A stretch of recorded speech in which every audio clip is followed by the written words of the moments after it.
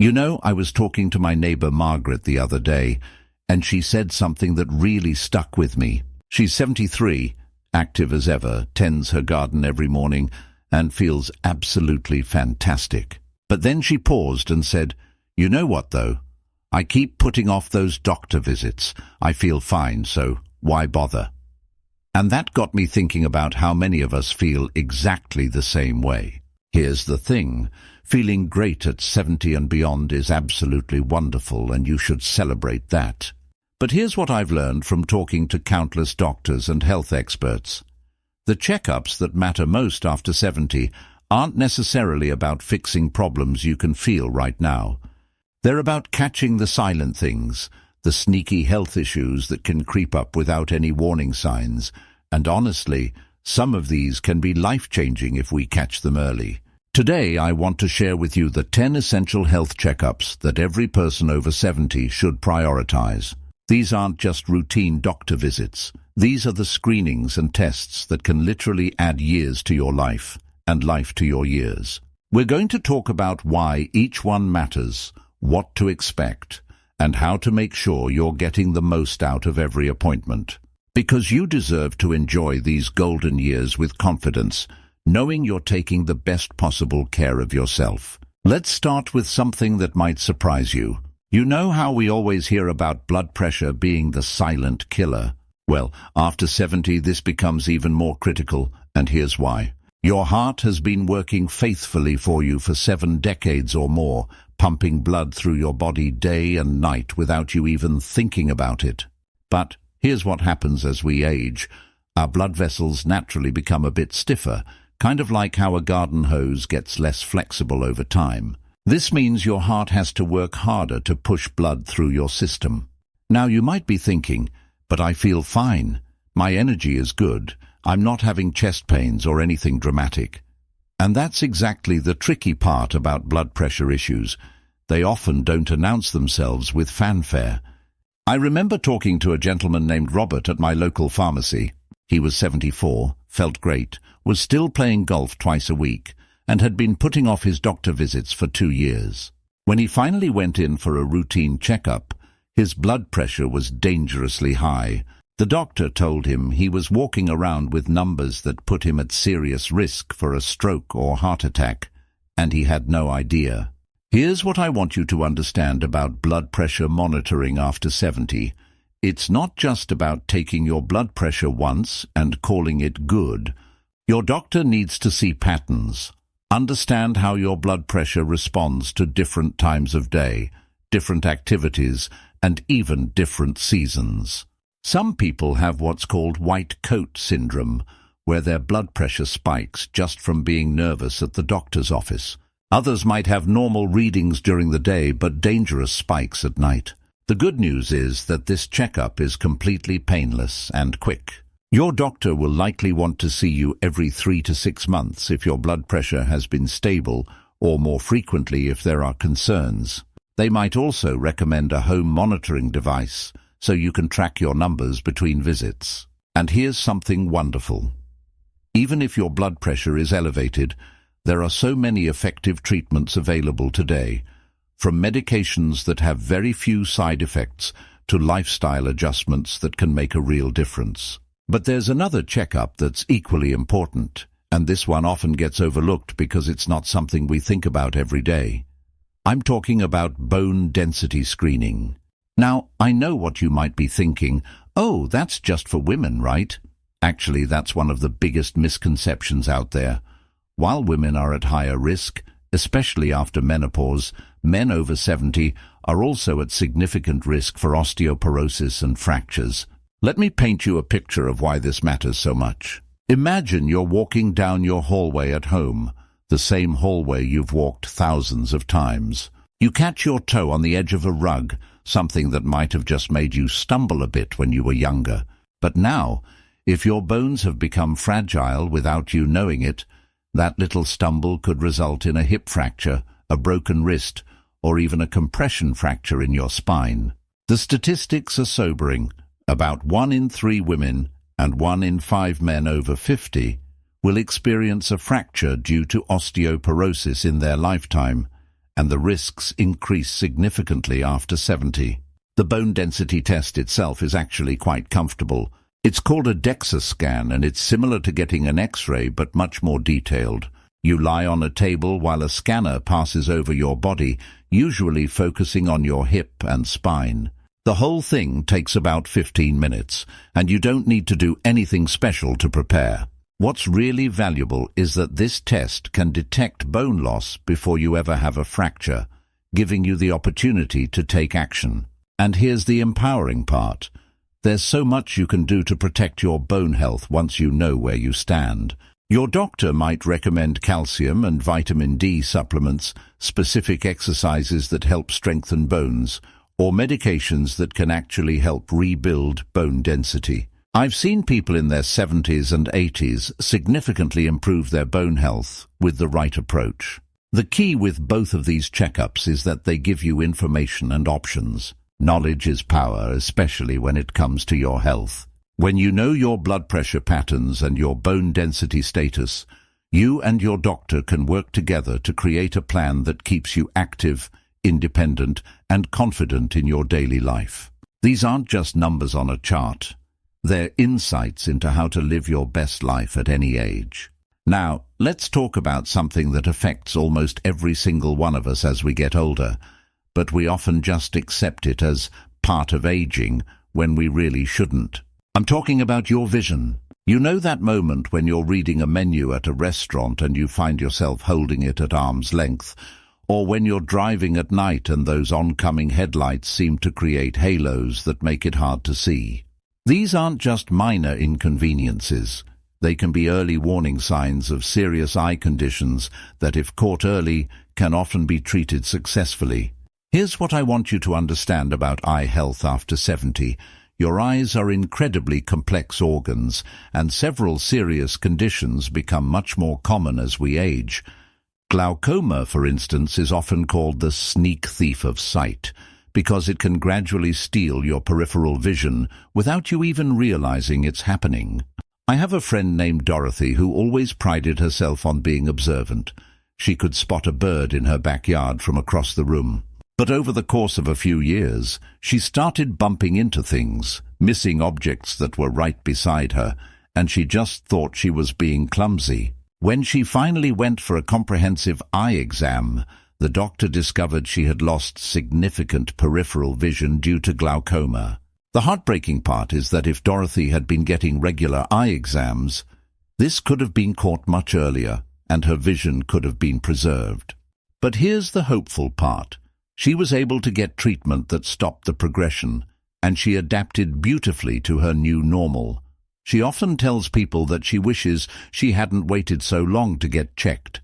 Then there's macular degeneration, which affects the central part of your vision, the part you use for reading, recognizing faces, and seeing fine details. This condition is incredibly common after 70, affecting millions of people. But here's something amazing. There are treatments available now that weren't available even 10 years ago. Special injections, laser treatments, and even nutritional supplements that can slow or sometimes halt the progression of this disease. What I love about comprehensive eye exams is that they're not just about checking if you need stronger glasses. Your eye doctor is looking at the health of your entire eye, checking the pressure inside your eye, examining your retina, looking for signs of diabetes complications, and even spotting early signs of other health conditions. Did you know that sometimes the first sign of high blood pressure or diabetes shows up in your eyes? It's like having a window into your overall health. The exam itself is pretty straightforward. Yes, they'll dilate your pupils with those drops that make everything blurry for a few hours, but that's how they can get the best look at the back of your eye. Bring sunglasses for the ride home, or better yet, bring a friend or family member to drive you. Most eye doctors recommend yearly exams after 70 or every 6 months if you have risk factors like diabetes or a family history of eye disease.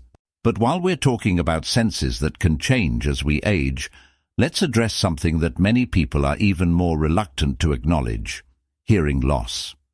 I get it. I really do. There's still this stigma around hearing aids. This feeling that admitting you can't hear as well as you used to somehow makes you seem older or less capable. But here's the truth. Untreated hearing loss after 70 isn't just about missing conversations or having to turn up the TV volume.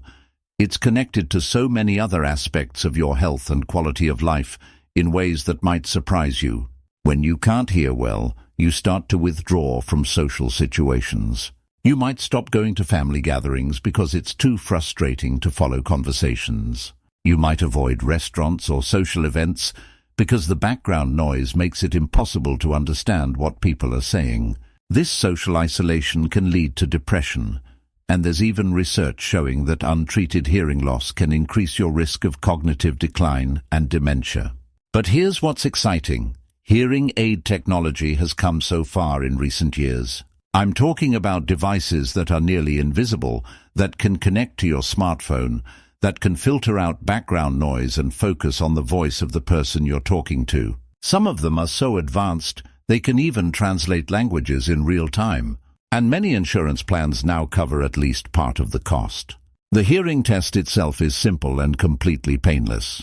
You sit in a quiet booth wearing headphones, and the audiologist plays sounds at different volumes and frequencies. They're mapping out exactly what you can and can't hear, which helps them recommend the best solution for your specific type of hearing loss. Some people only need help with certain frequencies, while others need more comprehensive support. What I find most touching is hearing from people who finally got their hearing addressed. They talk about hearing their grandchildren's voices clearly for the first time in years, or being able to enjoy music again, or feeling confident enough to participate in conversations. These aren't just medical devices. They're tools that can give you back parts of your life you thought were gone forever. Speaking of health issues that we sometimes avoid because they feel uncomfortable or embarrassing, let's talk about something that could literally save your life, but that many people keep putting off. I'm talking about colorectal cancer screening. Now, I know this isn't the most pleasant topic to discuss, and the thought of a colonoscopy makes many people cringe. But here's something that might change your perspective. Colorectal cancer is the third most common cancer in both men and women, and it's also one of the most preventable cancers when caught early. Let me share something that really opened my eyes to this. My friend Helen, who's 72, had been avoiding her colonoscopy for years. She kept making excuses. She was too busy. She felt fine. The prep sounded awful. She was embarrassed about the whole thing. Finally, her daughter convinced her to schedule it, mostly by offering to take care of her the day before and drive her to the appointment. Helen was dreading it, but you know what? During that colonoscopy, the doctor found and removed several polyps. The lab results showed that one of them was already starting to become cancerous. Helen often says now that if she had waited even another year or two, she might have been dealing with full-blown cancer instead of just having a simple outpatient procedure. The doctor told her that because they caught it so early, her prognosis is excellent, and she just needs to have screenings a little more frequently now. What could have been a life-threatening situation became a manageable health maintenance issue, all because she finally faced something she'd been avoiding. Here's what I want you to know about the colonoscopy process, because I think a lot of the fear comes from not knowing what to expect.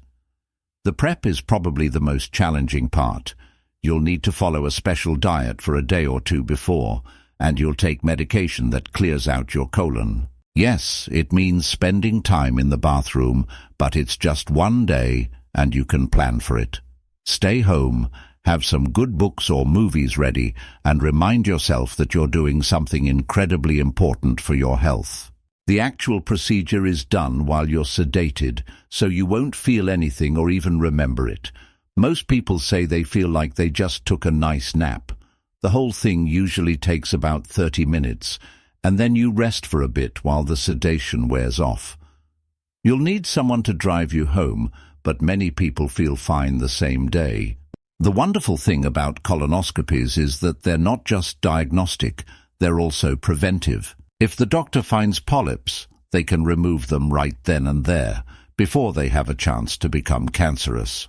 And depending on what they find, You might not need another colonoscopy for several years. Some people with completely normal results can wait 10 years for their next screening. Now, let's shift gears to talk about something that many of us worry about, but hesitate to address directly: changes in our memory and thinking. You know those moments when you walk into a room and can't remember why you went there, or when you're talking to someone and suddenly can't recall a word you've used thousands of times. Most of the time, these are just normal signs of aging, but sometimes they can be early indicators of something more serious. This is where cognitive screening becomes so valuable. I'm not talking about a scary, intensive psychological evaluation. I'm talking about simple, straightforward assessments that can give you and your doctor a baseline understanding of your cognitive function. Think of it like taking a snapshot of your brain's current abilities so that you can track any changes over time. The beautiful thing about cognitive screening is that it can provide such peace of mind.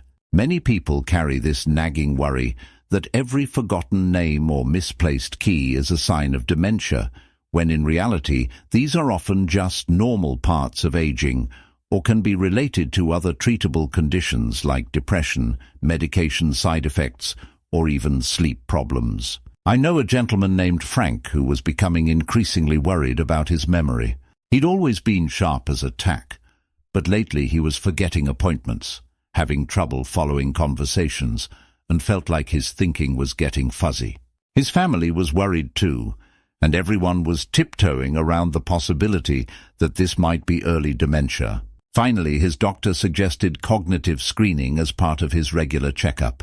The screening revealed that Frank's cognitive function was actually quite good for his age, but his blood work showed that his thyroid was underactive. Once they got his thyroid medication adjusted, his mental clarity improved dramatically. What everyone thought might be dementia was actually a very treatable medical condition. Frank often says that getting that screening was one of the best things he ever did, not just because it led to treatment, but because it gave him back his confidence. These screenings typically involve simple tests: remembering lists of words, drawing shapes, answering questions about current events, or doing basic math problems. They're designed to assess different aspects of thinking like memory, attention, language, and problem-solving skills. The results help your doctor understand your cognitive strengths and identify any areas that might need attention. What's really encouraging is that even if screening does identify some cognitive changes, there are more interventions available now than ever before. From medications that can slow the progression of certain conditions to lifestyle changes that can actually improve brain function, knowledge gives you options and hope. Now let's talk about something that might surprise you. Your heart health goes far beyond just monitoring blood pressure. I mentioned earlier how important blood pressure screening is, but there's so much more to keeping your heart strong and healthy after 70. Your heart is this incredible muscle that's been beating faithfully for you for decades, and it deserves comprehensive attention, especially as we age. Here's something that many people don't realize. Heart disease often develops silently over years, and by the time you feel symptoms like chest pain or shortness of breath, significant damage may have already occurred. That's why comprehensive cardiovascular screening is so crucial. I'm talking about tests that can detect problems before they become emergencies. Let me tell you about my neighbor Bill. He's 75, active, walks his dog every morning, and always said he felt strong as an ox. His blood pressure was fine, he had no chest pain, and he could climb stairs without getting winded. But during his annual checkup, his doctor noticed something in his EKG that suggested his heart might not be getting enough blood supply. She recommended a stress test, which Bill initially resisted because he felt fine. But his wife convinced him to do it, and it's a good thing she did. The stress test revealed that Bill had significant blockages in his coronary arteries. Without any symptoms, he was walking around with what doctors call silent heart disease. Because they caught it early, Bill was able to have a procedure that opened up those blocked arteries, and now he's back to his daily walks, feeling better than ever. His doctor told him that if they hadn't found this when they did, he could have had a massive heart attack with no warning. The stress test itself isn't as scary as it sounds. There are different types. Sometimes you'll walk on a treadmill while they monitor your heart, or if you can't exercise, they can use medication to stress your heart in a controlled way. They're watching how your heart responds to increased demand, looking for signs that it's not getting enough blood or oxygen. Your doctor might also recommend other heart-related tests, like an echocardiogram, which uses sound waves to create a picture of your heart beating. It's completely painless. They just put gel on your chest and move a small device around to get images. This test can show how well your heart is pumping, whether your heart valves are working properly, and if there's any structural damage. And let's not forget about cholesterol screening. I know, you've probably been getting your cholesterol checked for years. But after 70, the interpretation of these numbers can change, and your doctor might recommend more frequent monitoring or different targets than when you were younger. High cholesterol doesn't cause symptoms, but it's a major risk factor for heart attacks and strokes. The wonderful thing about heart health is that it's never too late to make improvements. Even if tests reveal some issues, there are amazing treatments available, from medications that can protect your heart to procedures that can restore blood flow. And lifestyle changes, even small ones, can make a real difference at any age. But while we're talking about silent conditions that can have serious consequences, let's address something else that often flies under the radar: diabetes. You might think, well, I'd know if I had diabetes, right? I'd feel sick or tired all the time. But here's the surprising truth. Type 2 diabetes can develop gradually, and many people have elevated blood sugar levels for years before they experience any noticeable symptoms. This is especially important after 70 because our bodies change how they process sugar as we age. Your muscles might not use insulin as effectively as they once did. Your pancreas might not produce insulin as efficiently, and even some medications commonly prescribed for other conditions can affect blood sugar levels. Plus, if you've gained weight around your middle over the years, or if you're less active than you used to be, these factors can increase your risk. I remember talking to a woman named Carol at my community center. She was 73 and had been feeling a bit more tired than usual, but she attributed it to getting older. She was also getting up more frequently at night to use the bathroom, but again, she figured that was just part of aging. Her daughter insisted she get a complete checkup, including blood work, and it turned out her blood sugar levels were in the diabetic range. The good news is that Carol caught it early, before any serious complications developed. With some dietary changes, regular exercise and medication, she was able to get her blood sugar under control. She often says she feels more energetic now than she did before her diagnosis, because she's taking better care of herself overall. The screening for diabetes is simple. It's just a blood test, often done after fasting for about 8 hours.